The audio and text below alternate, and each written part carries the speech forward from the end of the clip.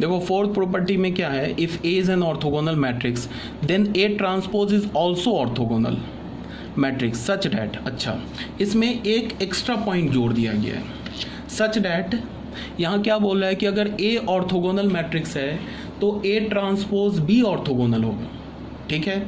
और क्या बोल रहा है, ए ट्रांसपोज किसके इक्वल होगा, ए इनवर्स के, and A transpose is equal to A inverse, and A inverse का transpose is equal to A. मतलब क्या है कि A transpose is equal to A inverse, और ये ट्रांसपोज और इनवर्स को हम आपस में क्या कर सकते हैं, चेंज कर सकते हैं।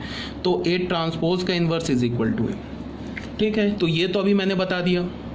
अब उसके बाद क्या बोला जा रहा है, इसमें एक्स्ट्रा पॉइंट क्या है कि अगर हमारे पास ए एक ऑर्थोगोनल मैट्रिक्स है तो ए ट्रांसपोज बी ऑर्थोगोनल होगा, ए अगर ऑर्थोगोनल है तो। और फिर ये तो मैं कई बार 2-3 बार बोल चुका हूँ, फिर एक बार बोल रहा हूँ, ए ऑर्थोगोनल है तो ए ट्रांसपोज ऑर्थोगोनल होगा, यहाँ पे एक नया पॉइंट मिला। उसके बाद क्या होगा कि ए ऑर्थोगोनल है तो ए का जो ट्रांसपोज होगा वो ए इनवर्स के इक्वल होगा, और ए इनवर्स का जो ट्रांसपोज होगा वो ए के इक्वल होगा, ठीक है।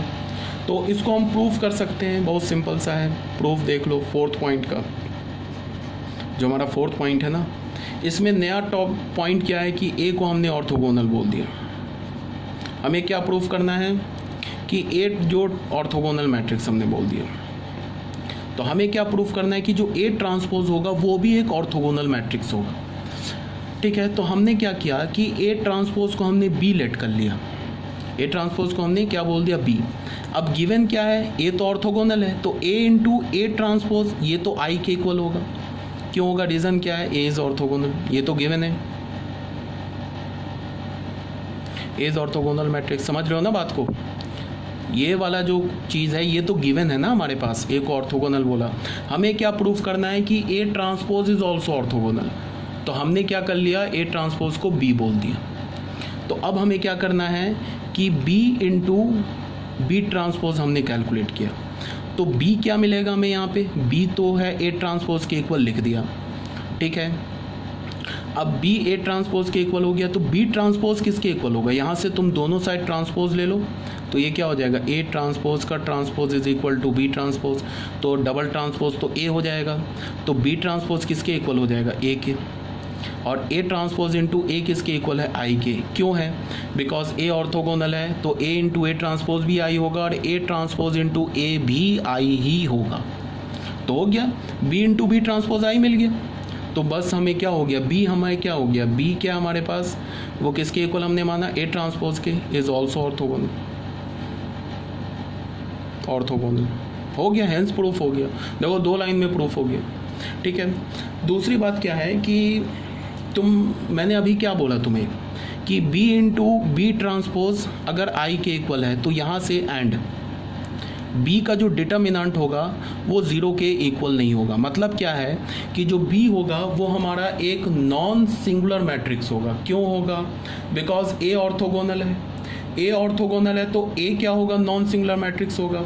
तो हमें पता है कि अगर a नॉन सिंगुलर है तो उसका ट्रांसपोज भी नॉन सिंगुलर होगा। क्यों, क्योंकि अगर a नॉन सिंगुलर है तो यहाँ देखो a नॉन सिंगुलर है, तो a नॉन सिंगुलर क्यों है, बिकॉज a ऑर्थोगोनल है। अभी मैंने बोला है कि ऑर्थोगोनल मैट्रिक्स का डिटर्मिनेंट या तो -1 होता है या तो 1 होता है। तो यहाँ से हमें क्या पता चला, a हमें क्या मिल गया, एक नॉन सिंगुलर मैट्रिक्स हो गया, ठीक है।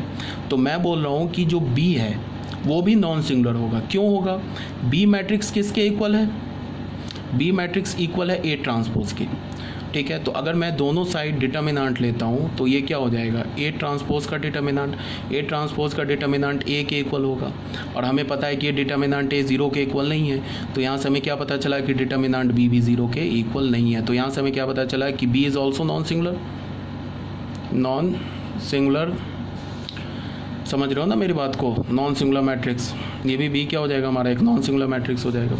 तो मैं एक्स्ट्रा में क्या बता रहा हूँ कि ये तो हमने प्रूफ कर दिया कि ए ट्रांसपोज भी ऑर्थोगोनल होगा। ए ट्रांसपोज को हमने बी बोल दिया और हमने प्रूफ कर दिया कि ए ट्रांसपोज भी ऑर्थोगोनल होगा। अब मैं एक्स्ट्रा में तुम्हें पॉइंट क्या बता रहा हूँ कि बी इंटू बी ट्रांसपोज आई के इक्वल है, और हमें पता है कि बी का डिटर्मिनेंट 0 के इक्वल नहीं है, अभी हमने प्रूफ किया। तो यहाँ से हमें क्या पता चला कि बी ट्रांसपोज इंटू बी ये भी आई होगा, और बी का इनवर्स ये बी ट्रांसपोज होगा, एंड बी ट्रांसपोज का इनवर्स किसके इक्वल होगा, बी के इक्वल होगा। अब बी मैट्रिक्स क्या है, ए ट्रांसपोज के इक्वल है ना, बी मैट्रिक्स ए ट्रांसपोज, तो तुम बी की जगह ए ट्रांसपोज लिख सकते हो और उसका यहाँ इन्वर्स लिख सकते हो। और बी ट्रांसपोज किसके इक्वल होगा, इसमें तुम डबल ट्रांसपोज ले लो, फिर से ट्रांसपोज ले लो तो ए के इक्वल होगा, ये फिर सेम रिजल्ट आ गया। एंड बी ट्रांसपोज किसके इक्वल होगा, यहाँ तुम फिर दोनों साइड ट्रांसपोज ले लो तो बी ट्रांसपोज ए के इक्वल होगा, और यहाँ से क्या होगा, ये ए इन्वर्स हो जाएगा, बी किसके इक्वल है, ट्रांसपोज के। तो ये तो दोनों फिर वही सेम रिजल्ट आ गया। ठीक है, ये मैंने तुम्हें एक्स्ट्रा में बताया। ठीक है, नट सेल में अभी मैं क्या बोल रहा हूँ फिर से एक बार रिपीट कर देता हूँ। If A B is equal to A into A transpose is equal to I given है, तो ये किसका कंडीशन है, ऑर्थोगोनल का कंडीशन है।